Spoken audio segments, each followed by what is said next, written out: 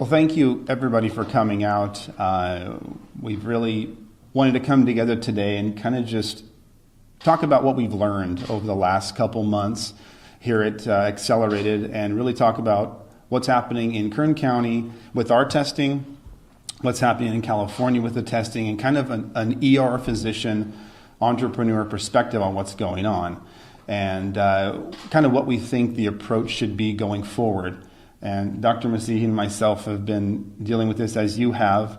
I'm sure you guys are working from home, you're sheltering in place, you're isolating yourself, and we want to talk about if that still makes sense.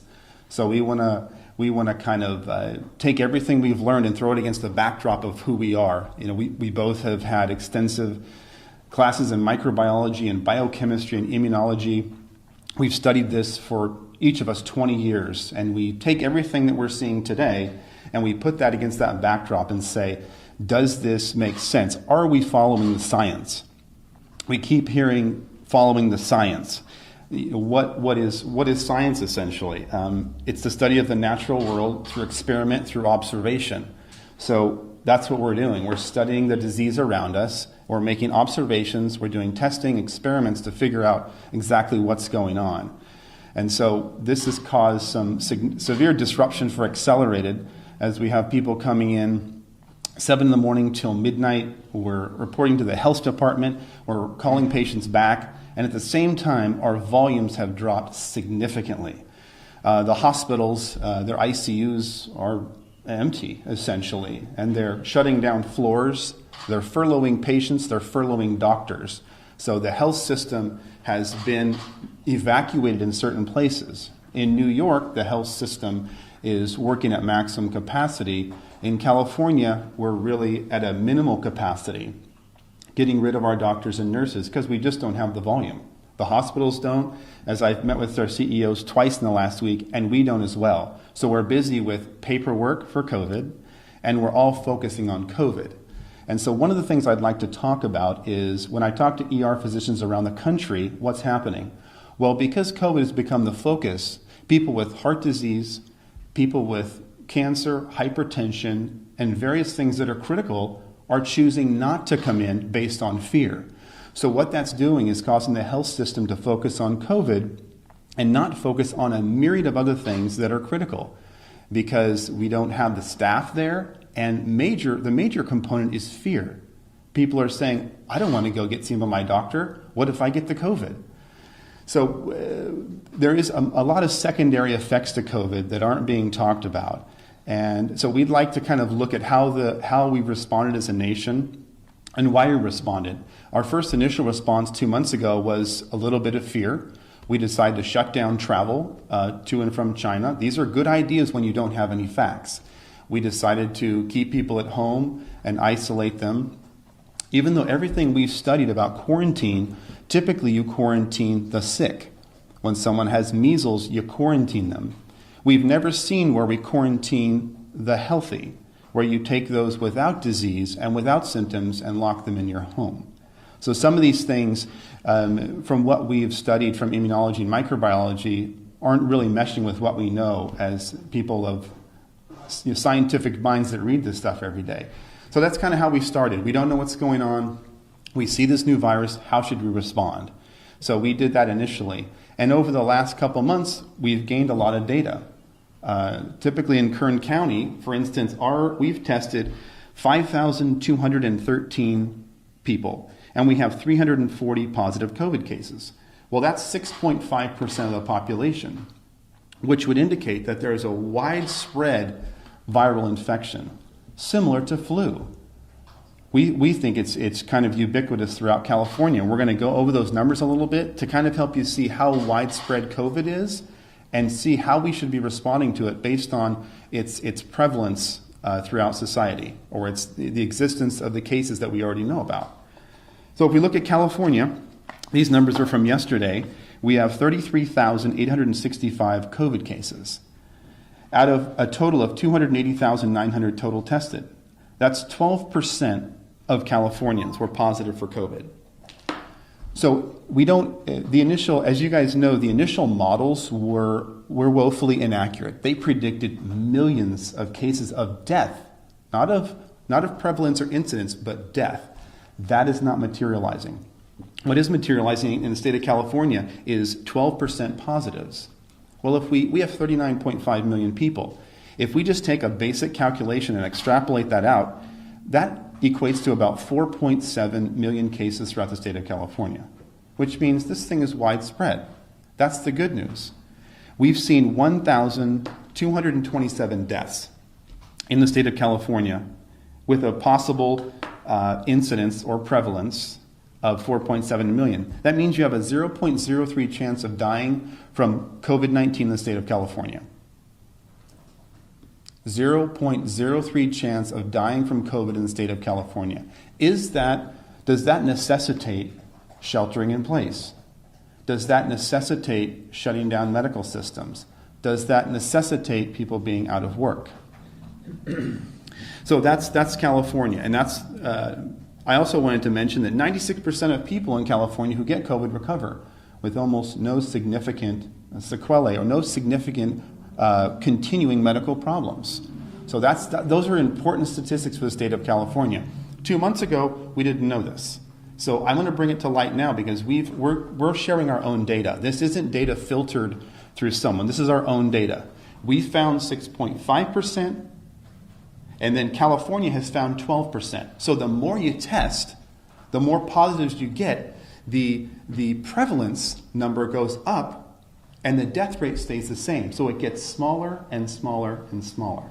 And as we move through this data, what I want you to see is millions of cases, small amount of death. Millions of cases, small amount of death. And you will see that in every state. And since we're talking about following the science, we're going to follow the statistics and follow the science. So I want to look at New York State. They've been in the news a lot, right? And their numbers are critical. Let's go over their numbers. Cases of COVID as of yesterday, 256,272 cases in New York State. Not New York City, New York, the entire state.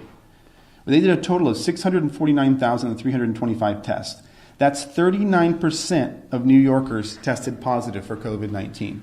That's their ratios. This is public data online. You can all look it up. 39% of people who were tested. 39% of the people were tested. 39% of New York State. Right. 39% of New York State is there's 20 million people there would be close to 4 million. Which is likely, they likely have 7.5 million cases So in I New just York. want to make that clarification. It's Yeah. not 39% of every New Yorker. It's every New Yorker who's been tested. Right. So we extrapolate data. I just want to make that. We extrapolate data, we test people, and then we extrapolate for the entire community based on the numbers. The initial models were so inaccurate, they're not even... But in those initial models, a lot of them were based off if we did no social distancing. Right. Is that correct? So is it really fair to say, obviously they're not as bad as they were because those were based on alternative scenarios? And some of them were based on social distancing and still predicted hundreds of thousands of deaths, which has been inaccurate. So in New York, the ones they tested, they found 39% positive. So if that's indicative, and they tested 649,000 people, that's a massive test. That's accurate data, 39%. So if they tested the whole state, would we indeed have 7.5 million cases? We don't know. We will never test the entire state. So we extrapolate out. We use the data we have because it's the most accurate we have versus a predictive model that have been nowhere in the ballpark of accurate. So how many deaths do they have? 19,410 out of 19 million people, which is a 0.1% chance of dying from COVID in the state of New York. And they have a 92% recovery rate. If you are indeed diagnosed with COVID-19, 92% of you will recover. So we're seeing millions of cases, small amount of death. Millions of cases, small amount of death. And the reason I'm making that point is because we're going to compare this to flu and say, is this significantly different from influenza A and B? And if not, why has our response been what it is? USA, this is a big one for us. 802,590 cases as of yesterday. We've tested over 4 million. If you guys have studied globally what's happening, that's double what any other country. Germany's at 2.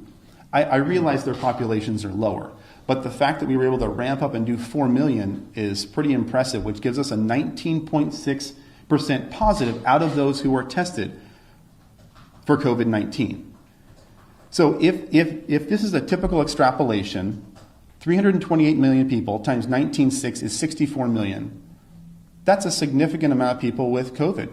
It's similar to the flu. If you study the numbers in 2017 and 2018, we had 50 to 60 million with the flu. And we had a similar death rate. The deaths in the United States were 43,545, similar to the flu of 2017, 2018. We always have between 37 and 60,000 deaths in the United States every single year. No pandemic talk, no shelter in place, no shutting down of businesses, no sending doctors home. That's from the flu, by the way, just to clarify. Yeah. 37,000 and 60,000 flu deaths 37. Every year, 60,000. per the CDC. Due to flu. Okay. In the United States. Some years, it's even as low as 20,000 some year. In 2017, 2018, it was 45 to 50,000, depending on who you read. And we don't necessarily report all of our flu tests. We do thousands of flu tests every year. We don't report every one because the flu is ubiquitous. And to that note, we have a flu vaccine. How many people even get the flu vaccine? The flu is dangerous. It kills people. So just because you have a vaccine doesn't mean it's going to be everywhere. And it doesn't mean everyone's going to take it, because we see every year that we have a vaccine, and I would say probably 50% of the public doesn't even want it. So just because you have a vaccine, unless you force it on the public, doesn't mean they're going to take it. I want to compare the U.S. to Spain, because Spain is number 2 in the race for the most cases, which is not a race we want to win. They had 204,178 cases in Spain, 930,000 total tests. So we did 4 million, they did 930,000. They had a 22% of all COVID tests were positive in Spain. 22% of those tested were positive in Spain. Spain has 47 million people. So that equates to about 10 million cases. If we extrapolate the data as we've been doing with every state, gives us about 10 million cases. How many died in Spain? 21,282 out of 47 million. You have a 0.05 chance of dying from COVID as a citizen of Spain, and a 90% chance of recovery from COVID without being on a vent, without being in a hospital.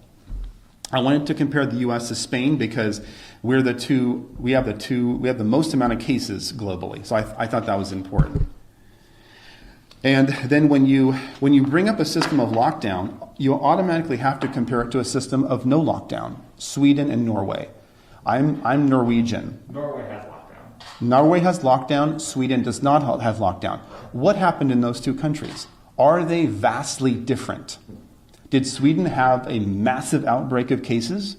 Did Norway have nothing? Let's look at the numbers.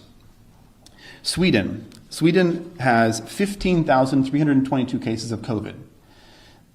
They did 74,600 tests, which is 21%, similar to the other countries. 21% of all those tested came up positive for COVID. What's the population of Sweden? About 10.4 million. So if we extrapolate out the data, about 2 million cases of COVID in Sweden. They did a little bit of social distancing. They would wear masks and separate. They went to schools, stores were open. They were almost about their normal daily life with a little bit of social distancing. They had how many deaths? 1,765. California's had 1,220 with isolation. No isolation, 1,765. We have more people. What I'm getting at is millions of cases, very small death. Millions of cases, very small death. This is what we're seeing everywhere. Norway, its next door neighbor. This is where I come from. These are two Scandinavian nations. We can compare them as they are similar. Let's look at the data. Norway, 7,191 cases of COVID. Total COVID tests, 145,279. So they came up with 4.9% of all COVID tests were positive in Norway. Population of Norway, 5.4 million. So if we extrapolate the data as we've been doing, which is the best we can do at this point, they have about 1.3 million cases. Now their deaths as a total number were 182, fairly small, but statistically insignificant from 1,700, you realize. Millions of cases, small amount of death. 1,700, 100, these are statistically insignificant. So you have a 0.003 chance of death as a citizen of Norway and a 97% recovery. Their numbers are a little bit better. Does it necessitate shutdown, loss of jobs, destruction of the oil company, furloughing doctors? That's the question I have for you. And I think the answer is going to be increasingly clear as we move through this data. The next thing I wanted to talk about is the effects of COVID-19, the secondary effects. COVID-19 is one aspect of our health sector. What has it caused to have us be involved in social isolation? What does it cause that we are seeing the community respond to? Child molestation is increasing at a severe rate. We could go over multiple cases of children who have been molested due to angry family members who are intoxicated, who are home, who have no paycheck. These things last a lifetime. This isn't about a seasonal flu. These are things that will follow these people and affect them in a negative fashion for their life. And these are secondary effects from COVID. And these are from me talking to ERs, talking to my doctors, and talking to people across the country and finding out what they're seeing. Spousal abuse. We see people coming in here with black eyes and cuts on their face. It's an obvious abuse case. These are things that will affect them for a lifetime, not for a season. Alcoholism, anxiety, depression, suicide. I talked to Donnie Youngblood and various people in the community, and I've asked them, how are things going? Suicide is spiking. Education has dropped off. Economic collapse. Medical industry, we're all suffering because our staff isn't here and we have no volume. These are all real things that I'm seeing every day. I don't read about this stuff. I'm seeing it in my clinics. We have clinics from Fresno to San Diego, and these things are spiking in our community. These things will affect people for a lifetime, not for a season. So let's make sure we're clear on that. So we've gone over the secondary effects. We've gone over the statistics. Now I want to compare flu virus. Is this significantly different? And I just got a little bit of data here. So deaths, per the CDC, 24,000 to 62,000 deaths each year. We had about 45 million total cases in 2017 with about 62,000 deaths, or a 0.13 chance of death from flu in the United States. As you know, our other numbers were 0.02. So the lethality of COVID-19 is much less. Now, you've got hotbeds of it in New York, but again, we went over the numbers. 0.1% chance of death. Widespread, small amount of deaths. It's similar to flu, as a matter of fact. If we follow the science, as we've been asked to do, I'm following the science. This data is generated by the CDC, World Health Organization. The testing is generated by what we have done here. So we are following the science. Now I want to talk about the immune system. Dr. Masihi used to teach for immunology. We both had years of microbiology, biochemistry, and virology studies. We've made it our life's work to understand this stuff. And here, I'd like to go over some basic things about how the immune system functions so people have a good understanding.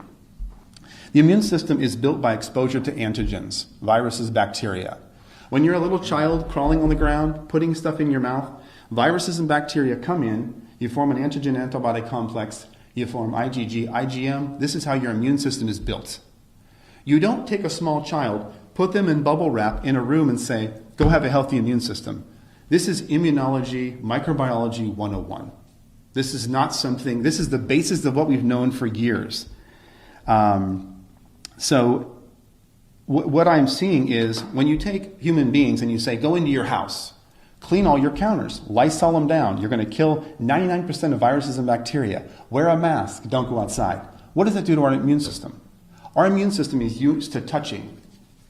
We share bacteria, staphylococcal, streptococcal bacteria, viruses. We develop an immune response daily to this stuff. When you take that away from me, my immune system drops. As I shelter in place, my immune system drops. You keep me there for months, it drops more. And now I'm at home, hand washing vigorously, washing the counters, worried about things that are indeed what I need to survive. Let's follow the science. This is immunology, folks. This is microbiology. This is what we've combined together. We have 40 years of experience in this. This is common sense immunology. So quarantining and social distancing is worse for us, you're saying? It decreases your immune system. You can't build an immune system by, if someone has a reduced immune system, you hide them away because they can't build an immune system. If you have a normal functioning immune system, you need interaction. When a child is in a womb, you're in this protected environment. When you come out, you have almost no immune system. You develop that through touching your mouth, touching your eyes, virus, bacteria, immune response, IgG, IgM. This is how you build a strong immune system. You think people are worrying too much?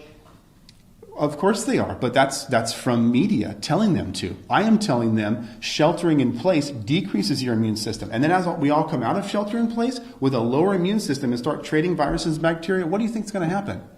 Disease is going to spike. And then you've got disease spike amongst a hospital system with furloughed doctors and nurses. This is not the combination we want to set up for a healthy society. It doesn't make any sense. So is Dr. Fauci wrong then when he says that COVID-19 is shown to be nearly 10 times deadlier than the flu? Initially, maybe that was true. But again, I'm going through the numbers. I'm not saying who's wrong or right. I'm going through the science and through the numbers. And I, like you, have been watching media and studying this for 2 months, night and day. I go to bed at 2 or 3 in the morning. Every day I read after my shift and I say, what's going on here? I'm not in an ivory tower. I'm in seeing patients every day and I'm collecting my own data. I didn't have data 2 months ago. I just shared my data. 6.5% of all patients we tested are positive. That's actual, unfiltered, non-political data. So respectfully, to go off that question, and I know you guys are obviously very intelligent, very accomplished physicians, do you think that you guys know more than the top immunologists in the entire United States, and that basically every country in the world has got this wrong, that Accelerated Urgent Care has got this right? I'm not saying, again, I'm sharing the data. I'm not Right, saying but we're right, somebody's but your wrong. conclusions from that data are different than what the top doctors worldwide are concluding. Why is that? Why They is that had no discrepancy? data. They have no The data is coming the World in. Health Organization and the U.S. government has no data. No, I'm saying you have to give the virus time. From December to now, there was tons of hypotheses. You have to let the data work. Let the virus rise up. Then we study it and we see, did we respond appropriately? Initially, the response, fine, shut it down. But as the data comes across and we say, now wait a second, we've never, ever responded like this in the history of the country. Why are we doing this now? And you don't think that they're also studying that data and that their data is even more accurate and more timely than what we're getting here in Kern County? I mean, go ahead. Yeah, what was your first name? Tim. Tim. So I think Oh, sorry. Please. So thank you for your question. I think your question is valid, and obviously Dr. Fauci is a world-renowned immunologist, and a lot of the data that they originally gave us was theoretical, because coronavirus is a new virus. We've studied coronavirus since the 70s. Coronavirus was... We've studied different coronaviruses. This one is novel.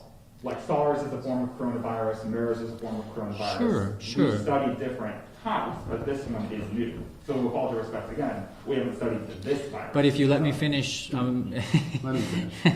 So every year, according to your argument that you just made, every year... Not an argument, just a question. Every year when we get the flu, it's a new flu virus, correct? Correct. But 99% of it is flu, correct? The way viruses change, they undergo mutations through their DNA, deoxyribonucleic acid.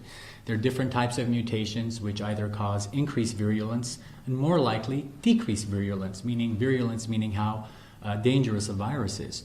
So when coronavirus was, we've been studying coronavirus since the 70s. And this type of coronavirus that came out was first and foremost transmissible through human beings, and that was new. And I think any time you have something new in the medical community, I've been a doctor for 26 years. Anytime you have something new in the community, the medical community, it sparks fear. And I would have done what Dr. Fauci did, so we both would have initially.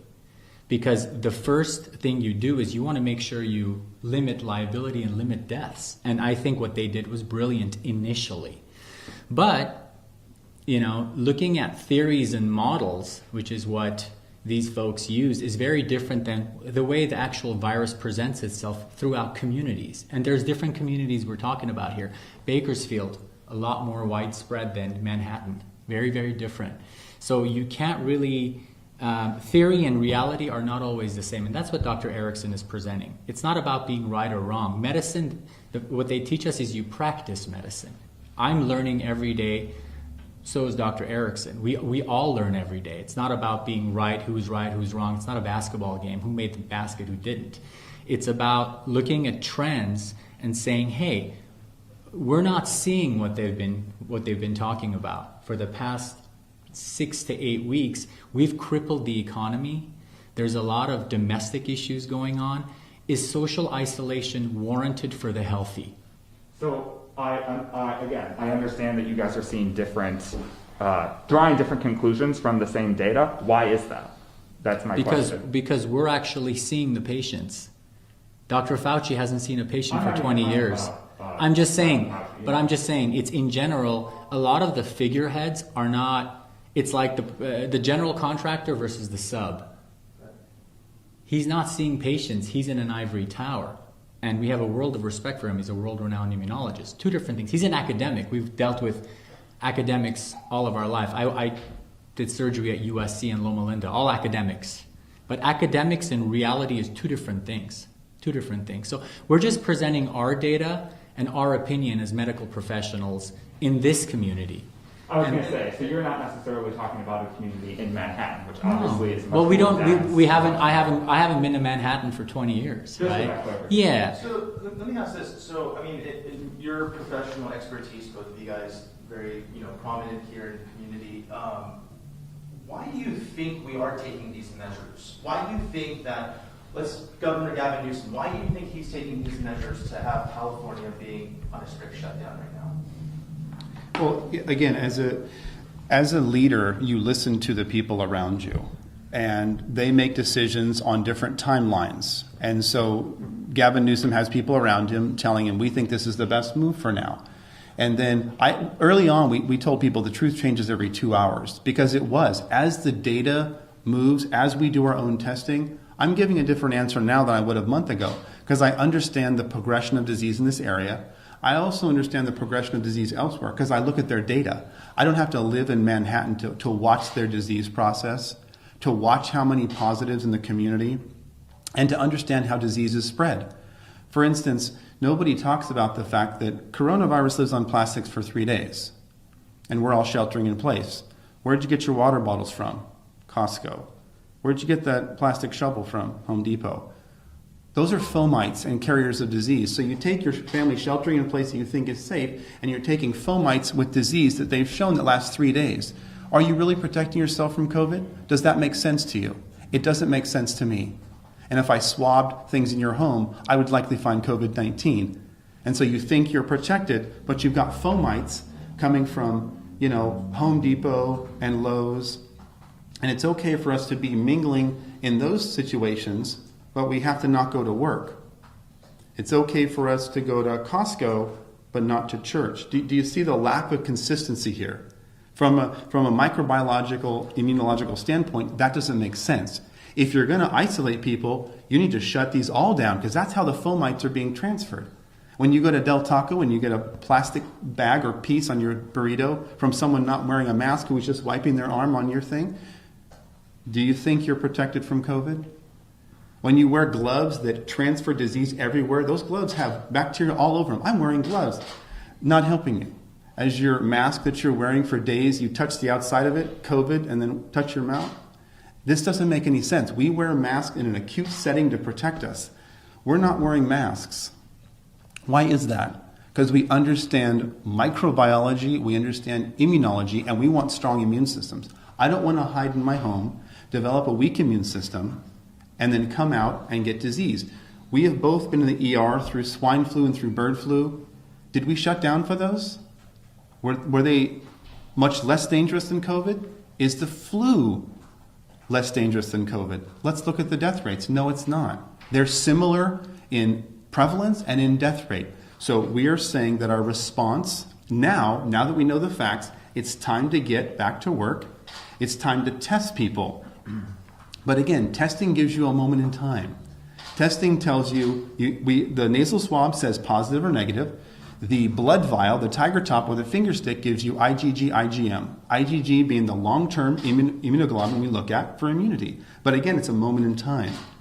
And what's interesting to me too is when someone dies in this country right now, they're not talking about the high blood pressure, the diabetes, the stroke. They say, did they die from COVID?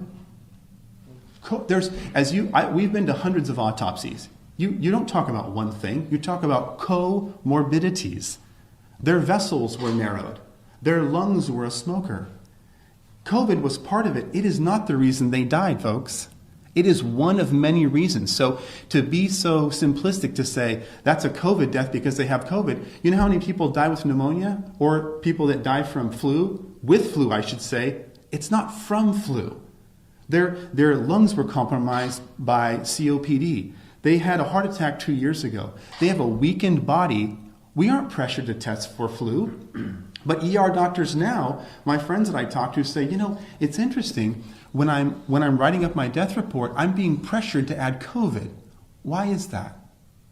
Why are we being pressured to add COVID to maybe increase the numbers and make it look a little bit worse than it is? I think so. So this is what I'm hearing from physicians I talk to in Wisconsin, New York, and everywhere. So you think that physicians are being pressured to make the numbers look worse than they are? They're being pressured to add it to their diagnostic list. And so where is that pressure coming from, in your opinion? Well, I'm probably coming from the administration. So their administration is saying, or the Newsom administration? it's probably coming from the hospital administration. I didn't ask them specifically, but they said we're being pressured in-house to add COVID to the diagnostic list when we think it has nothing to do with the actual cause of death. You can't confirm that beyond their word. The actual cause of death was not COVID, but it's being reported as one of the disease processes and being added to the death list. When they died from COPD, they had COVID. COVID didn't kill them. 25 years of tobacco use killed them. Yeah, that's actually interesting. So I guess my question right off of that is, I know that right now what we're discussing isn't really anything new. There's people who have immune deficiencies who COVID just supplements whatever illness they're dealing with, and that's contributing to their death. So going back to what I think the theme is here is quarantining and social distancing. Is it necessary? So my question is it necessary are you saying it's only necessary for some individuals to be quarantining, but for healthy individuals, it's not? Yeah, exactly. I mean, that's why would you quarantine the healthy? If you're young and healthy, why would you quarantine yourself? It doesn't make any sense. You quarantine the ill, and we were. Don't they say that one of the reasons to do that is because, so many people are asymptomatic, and then they may take it home and spread it to someone who is immunocompromised. Sure. I mean, isn't that part of the reasoning? 25% of patients who have COVID are asymptomatic, which is why we advocate for widespread testing. In order to open the economy, you have to have widespread testing. That's number one, no question about it. But historically, if you look at biblical times, you look at leprosy, Mycobacterium leprae, which is the bacteria that causes it. They isolated the sick. They didn't isolate everybody else. So isolating the healthy just doesn't make sense, in our opinion. So you guys think herd immunity is kind of the way to go then? Absolutely. I think so. There's I two think so. ways. Well, there's two ways to get rid of a virus, right? Either it burns itself out or herd immunity. For hundreds of years, we relied on herd immunity. Viruses kill people. End of story. The flu kills people, COVID kills people. But for the rest of us, we develop herd immunity. We develop the ability to take this virus in and defeat it. And for the vast majority, 95% of those around the globe, this is true. And when we look at people that have locked down and people that haven't locked down, we have massive data. It is not statistically significant whether you lock down or not. So why are we doing it? Do you think it's safe for the state to lift the lockdown? Yes. Would it be safe for people to be Yes. outside right now? Yes. I'm outside with no mask. Are the gloves and masks maybe a little bit too much right now? Is that kind of what you're saying in some sense? Again, do you want your immune system built or do you want it not built? The building blocks of your immune system is virus and bacteria. End of story. That's how you build it. And there's normal bacteria and normal flora There's normal bacteria and normal flora that we have to be exposed to. Bacteria and viruses that are not virulent are our friends. They protect us against bad bacteria and bad viruses. So right now, if you look at Dr. Erickson's skin or my skin, we have strep, we have staph. All staph isn't bad, all strep isn't bad. They protect us against opportunistic infections. That's why when a baby comes out of the womb for the first 3 to 6 months, they're extremely vulnerable to opportunistic infections, which is why when we see a little baby in the ER with fever that's 1 month old, you do a spinal tap, you do a chest x-ray, you do blood cultures, you do urine cultures. But if you had a fever, I wouldn't do that for you. Why? Because that baby does not have the normal bacteria and flora from the community, whereas you do, because you've interacted with, you've gone to the gas station, you've gone to Home Depot. That's the difference. Normal flora, we all need normal flora. What Dr. Erickson's saying is when you are self-isolating at home for 2 or 3 months, you lose that normal flora. So I guarantee when we reopen, there's going to be a huge amount of illness that's going to be rampant because our immune systems have weakened. And that's just basic immunology and virology. I just wanted to ask Dr. Erickson if you were done with your presentation or if you had more things to talk about, because I'm let's see kind here. of saving my questions for the end, and I just wanted to make sure. I had some conclusions, but basically our conclusions are that when I look at the basic tenets that we know of microbiology, and I say, do we need to still shelter in place? Our answer is emphatically no. Do we need businesses to be shut down? Emphatically no. Do we need to test them and get them back to work? Yes, we do. The secondary effects that we went over, the child abuse, alcoholism, loss of revenue, all these are, in our opinion, a significantly more detrimental thing to society than a virus that is proven similar in nature to the seasonal flu we have every year. We also need to put measures in place so economic shutdown like this does not happen again. We want to make sure we understand that quarantining the sick is what we do, not quarantining the healthy. We need to make sure if you're gonna dance on someone's constitutional rights, you better have a good reason. You better have a really good scientific reason and not just theory. We're going to work diligently to find a vaccine. And one of the most important things is we need our hospitals back up. We need our furloughed doctors back. We need our nurses back, because when we lift this thing, we're going to need all hands on deck. I know the local hospitals have closed 2 floors. Folks, that's not the situation you want. We're essentially setting ourselves up to have minimal staff, and we're going to have significant disease. That's the wrong combination. So that's kind of the gist of what we wanted to get across today. And I've been working with some of the leaders, and I've talked to the head of the CDPH. I've gotten their opinion on this, and a lot of the leaders in Sacramento, and we're all in agreement. But we need to have Governor Newsom in agreement with us to lift this ban. I've talked to our local head of the health department, and he's waiting for that. Even though they're in agreement with me, they're waiting for the powers that be to lift, because the data is showing us it's time to lift. So if we don't lift, what is the reason? I want to ask you about testing here in Kern County. We have, according to public health, just under 3,600 pending tests. If you compare that as percentage to the rest of the state, that's very high, given we have 900,000 people in the state of 39.5 million. I know you're not public health. Why is our testing, the speed at which it gets done here in Kern County seemingly so bad? Well, demand. Unless you're going to grab people from their homes, people are afraid. They're sheltering in place. They're having problems with their diabetes and they won't come in. Do you think they're going to come in for a test? Not in your life. They're sheltering at home. So a lot of times you've probably seen our marketing. We do coronavirus testing. We've called the major businesses. You have to have people actually come to perform the test. If they're afraid to come in, which a lot of people are, we can't get the data. So you're talking about the medical staff as afraid to come in? No, the patients. Well, what I'm saying is that we have just under 3,600 pending tests. People Right. who have been tested, but they haven't gotten their results back. That's about half of all of California. What's the Why time are we frame? so slow? What's the time frame on that? So this is, according to public health, this was updated this morning at 10 o'clock. But when were they tested? I mean, it's That I don't know. well, I mean, that's the most important. That's the most important piece of So why data. does a place like Los Angeles County, which has 10.1 million people, have a smaller percentage of pending tests than a They place do. like Kern? How many tests do they do? Well, I'll piggyback right off of that. So, I mean, if you look at the pending tests within the last 10 days versus the amount of negative and positive cases the county's reporting, it seems like it varies maybe 150 to 200 reports coming in a day, and that large number of just over 3,000 over 3,500 is still there. Yeah. So this idea of let's test everybody, do we even have the capacity to do that? Even if they tested every single person here, there's 900,000 people in Kern County. There's 10.1 million in LA County. So why is Kern County seemingly lagging as opposed to other counties in California? And again, I appreciate that this isn't No, of your course. fault. You know, No, it's not about a fault. This is a discussion. We do the majority of testing in Kern County for COVID. We do the majority of testing. And our folks, we have a couple hundred employees, are working night and day to serve this community. So we're at full speed. We can handle a lot more testing. We're seeing about half the volume we normally see. We can double our volume and still take care of, getting the results back.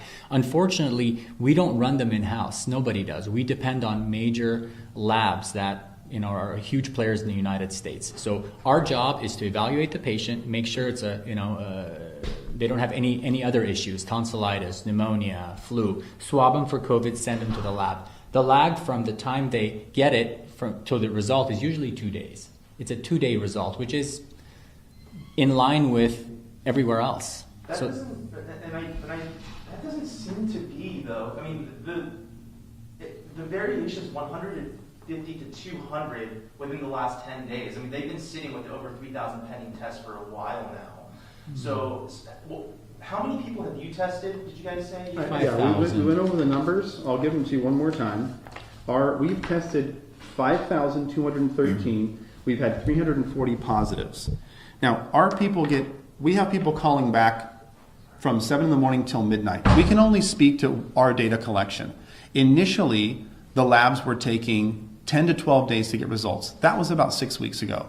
Then they refined their process. They brought in more analyzers. So they automated. They were doing things manually. They automated the process, and now it's 1 to 3 days. All of our data is followed up on. These 5,213, these are called back. We do between 150 and 200 tests every single day of the week, including weekends.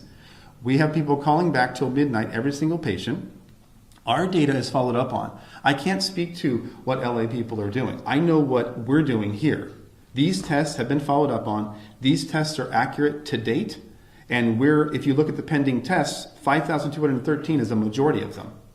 So I know our processes. Maybe the hospitals are not sending them stat. I don't know. But our data is coming around 1 to 3 days. Guys, so Based on you're data, saying would you there's no say- backlog for you guys? No, not at all. Based on your information, would you say it's safe to open up schools, sporting events, and for people to gather outside again, including gyms? Yeah, I would start slowly. I think we need to open up the schools, start getting kids back to the immune system. And the major events, the sporting events, these are non-essential. Let's get back to those slowly. Let's start with schools. Let's start with Cafe Rio and the pizza place here, because I can go into Sully's right now, which I did this morning. There was 25 people in there, and I can stand in line for 10 minutes, but I can't go in Cafe Rio and sit there for 10 minutes. Does that make sense to you guys? And I can go into Costco and I can shop with people, and there's probably a couple hundred people, but I can't go in Cafe Rio. So big businesses are open, little businesses are not. There's no science behind that. As we've gone over, that is not science. There's other factors in play that we don't have time to go into, but it's not science. I want to make that clear. So you're saying, I'm curious what you think needs to happen, or if someone came to you, the county, and said, what should we do to reopen? Because you said you think testing is important, but are you saying, it sounds like you're saying a slow reopening, starting with the most essential things and working from there. And then how would you propose doing wide-scale testing? Well, I've met with all the CEOs and all the hospitals as early as yesterday, and I've met a couple times, and they've said, what's your capacity? We're trying to figure out our capacity. So it's an ongoing discussion, and from our perspective, we've said, let's start back opening the businesses up. People need revenue. They need the food chain. For instance, your Grimwayer Bolt House, they have thousands of employees. Well, they're all working. Have they all been tested? So our thing is start with the food industry and the food chain, test them, and what we're trying to do now is validate a finger stick test so that we can test people in 3 minutes. They're just coming out. So we're actually at noon today, we're supposed to meet with a major lab talking about running the Tiger Top, which is the blood tube alongside the finger test, doing our self-validation over the next week or two, getting that rapid test done so that people can test as they go into work. Boom, 3 minutes, negative, come. And we do that until we find out who has active disease, who's not. And we don't have to do everyone, but a majority of players. And then eventually we treat this like we treat flu, which is if you have the flu and you're feeling fevery and body aches, you stay home.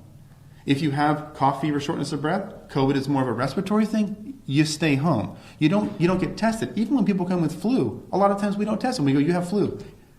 Here's a medication, or if it's been more than 2 days, you don't get Tamiflu, it works itself out. This virus is the same. You have COVID, go home, let it resolve, and come back. So someone who would test negative for the antibodies, should they be allowed to go back to work? They should, because they may be negative for the antibody for years. They may never get flu. We have people in their 50s who have never had flu. So you're just saying anybody who doesn't have an active coronavirus infection should be allowed to go back to Absolutely. work, whether they have the antibodies for it or not? Right. Okay. But you're saying that once we have the testing in place, is that correct? Well, if you have no symptoms, you should be able to return to work. Are you an asymptomatic viral shedder? Maybe, but we can't test all of humanity. Well, I think one thing I also wanted to add is we're going to miss cases.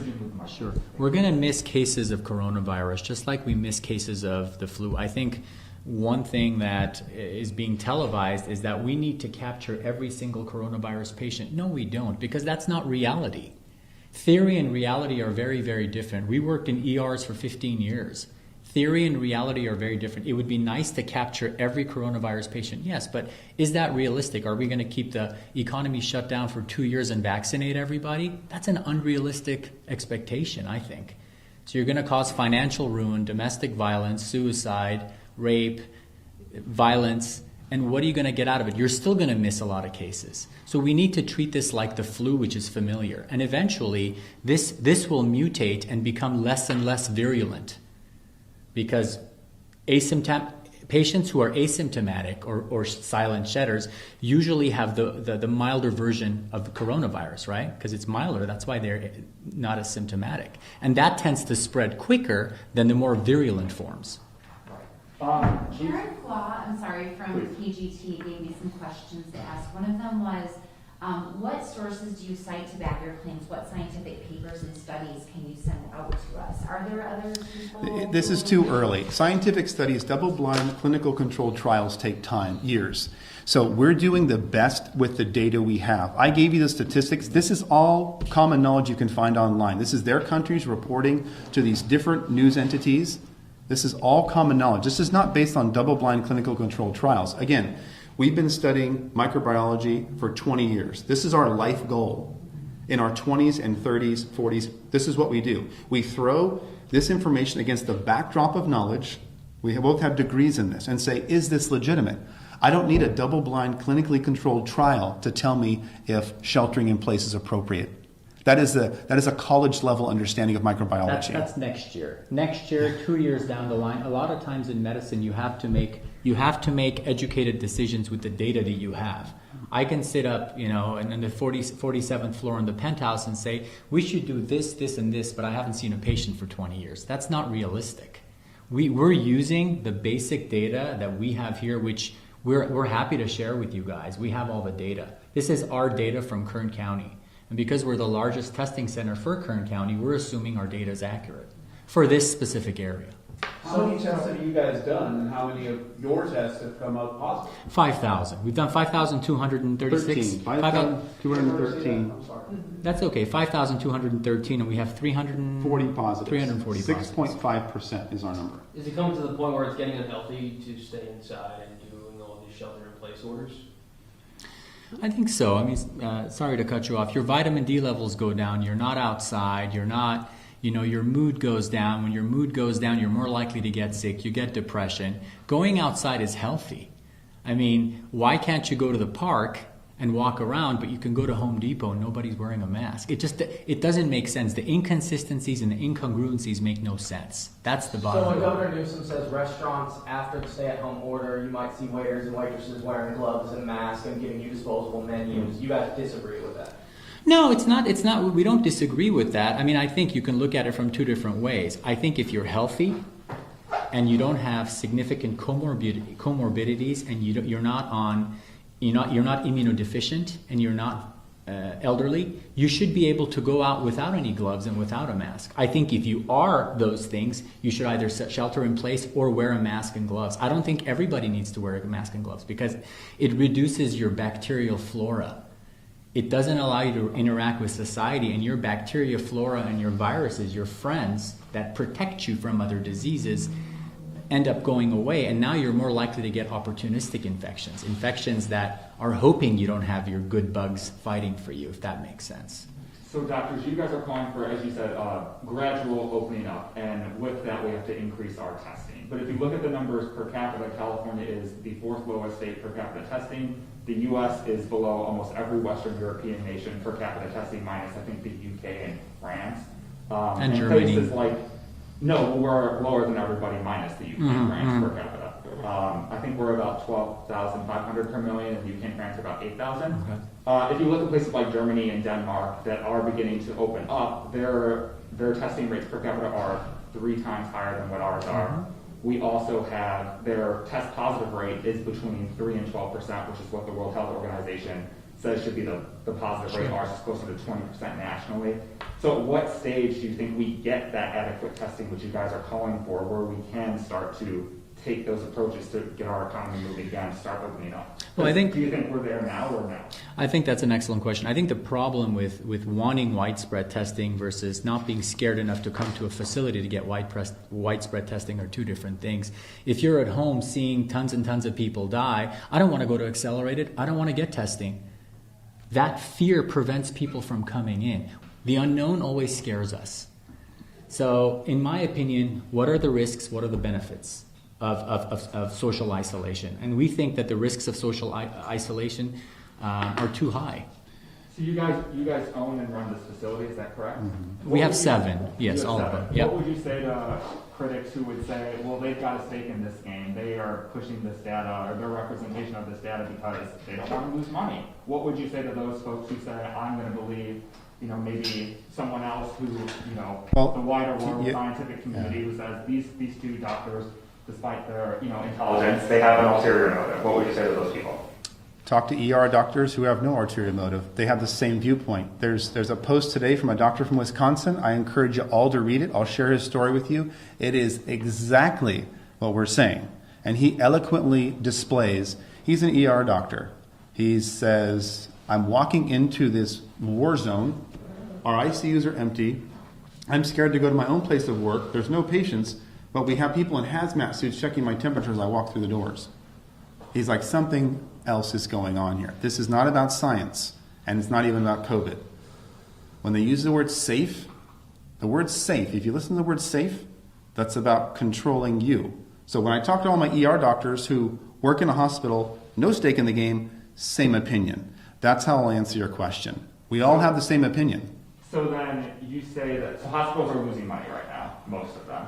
But at the same time, you said earlier that doctors are feeling pressure from hospital administrations to put COVID down as a reason of death, which would presumably instill more fear in people. Doesn't that go against that whole line of thought? Why would they do that if it was going to cause more fear and cause them to lose more money? Exactly.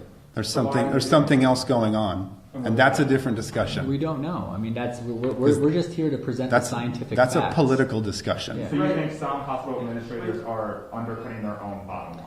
We're presenting the medical data here. I mean, what I think about politics is irrelevant. We're presenting the medical data. We need to stay on things that we can answer intelligently, which is not why does a CEO of some hospital in Wisconsin do that. We need to stay on the topic of, do we need to shelter in place, and does that make sense from the microbiology knowledge we've known for 30 years?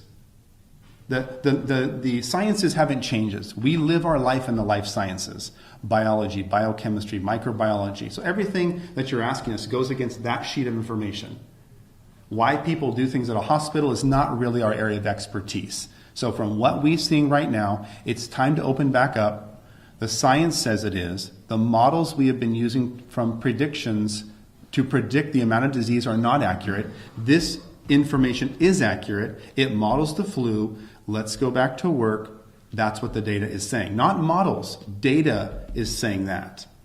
Would you say though that, I mean, like a situation in New York City, that's not like a flu? I mean, the hospitals there are completely overwhelmed and swamped, and people, working in the ERs are dying from this. So, I mean, that's not just a flu type situation, right? Look at Italy in 2017. Hospital systems overwhelmed, people dying. Overwhelmed system from the flu. This happens from the flu.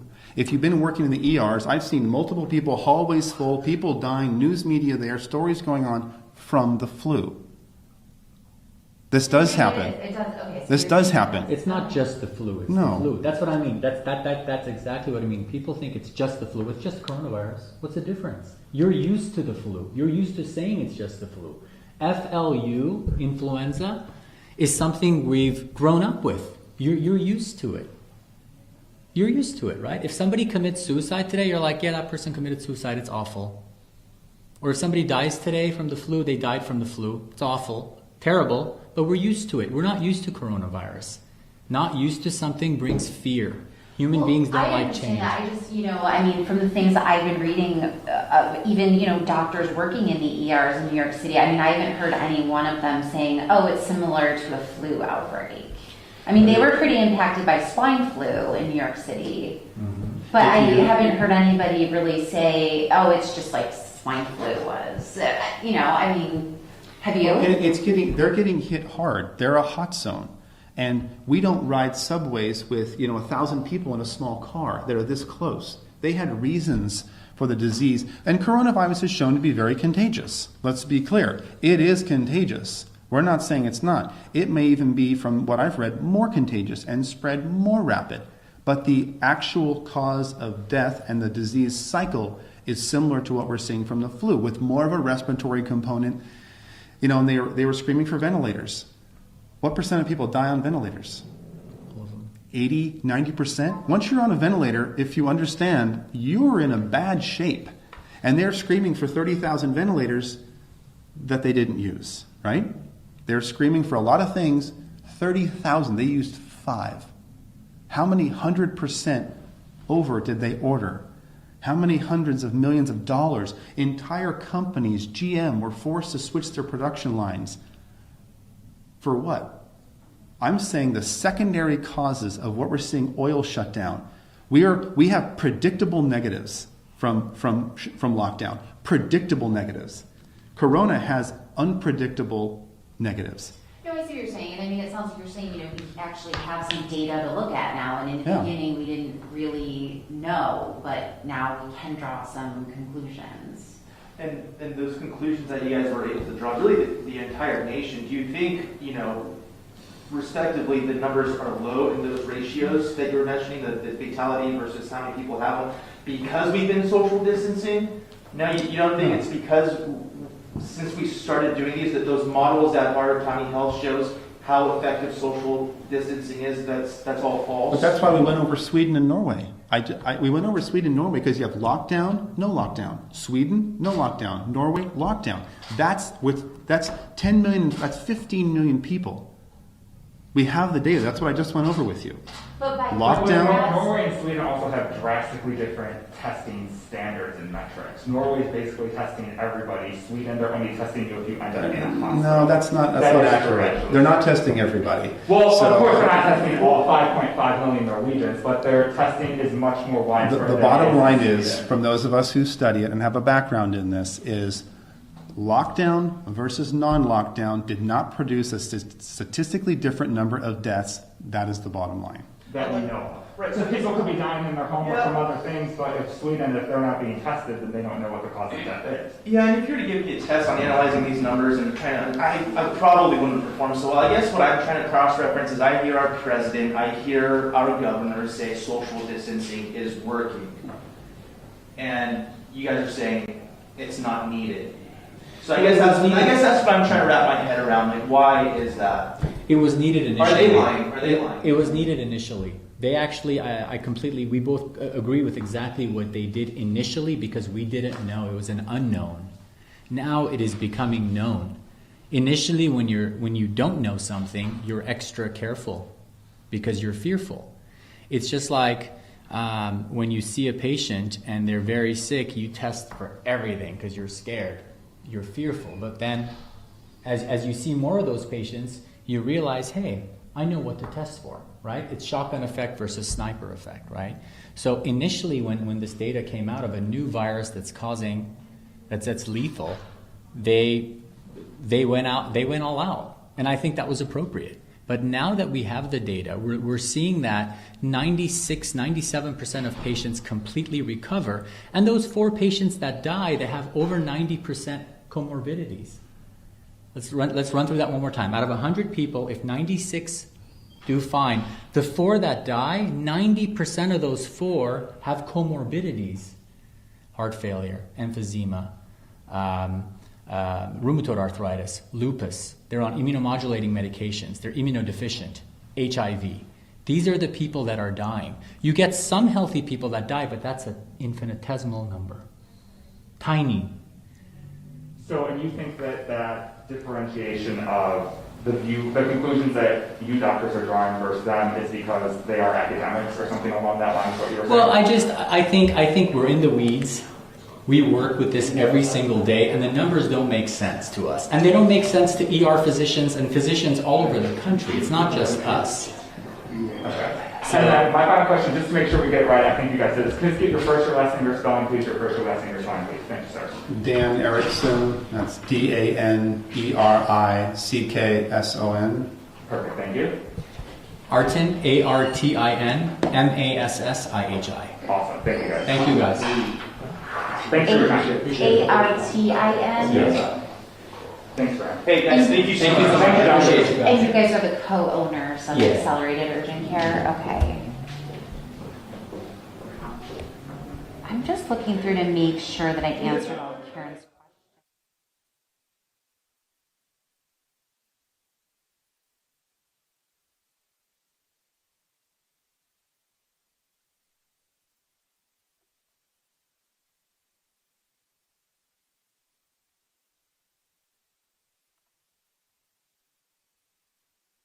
We're not saying we're right. We're saying, here's the data, here's what we understand. It's not a you're right and you're wrong thing. It's the way we interpret data. We work in the field, and some people that are not working in the field and still getting a paycheck have a different opinion. If you weren't getting a paycheck, you might have a different opinion. If you weren't getting a paycheck, if everybody in here is getting a paycheck, right?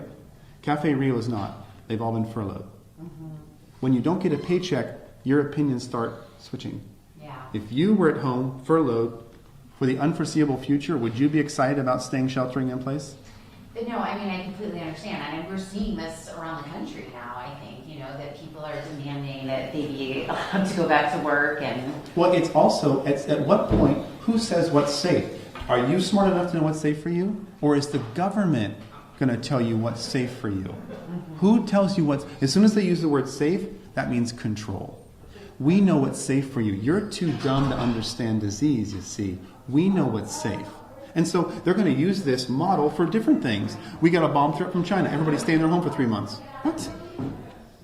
They are using this to see how much of their freedom can they take from you. And will you roll over and stay in your house?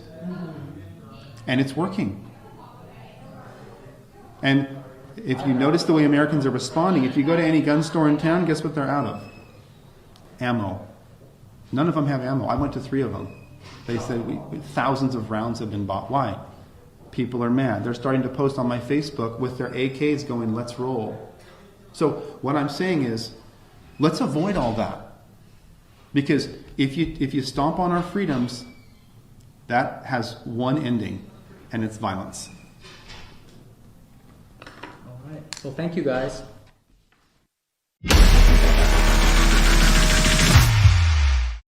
And I'm here to tell you, I don't need you to thank me and tell me I've done a good job. I've done nothing but my duty.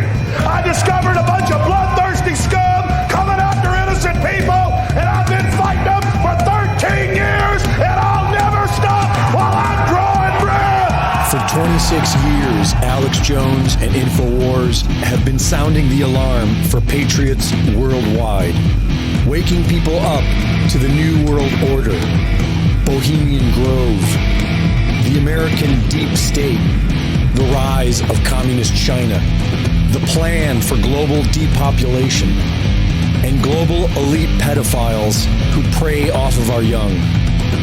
The enemy has done their best to destroy us, but because of your support, our fight continues. Join us, support the InfoWar, and together we will slay the dragon. Keep fighting, Alex. You're the gladiator.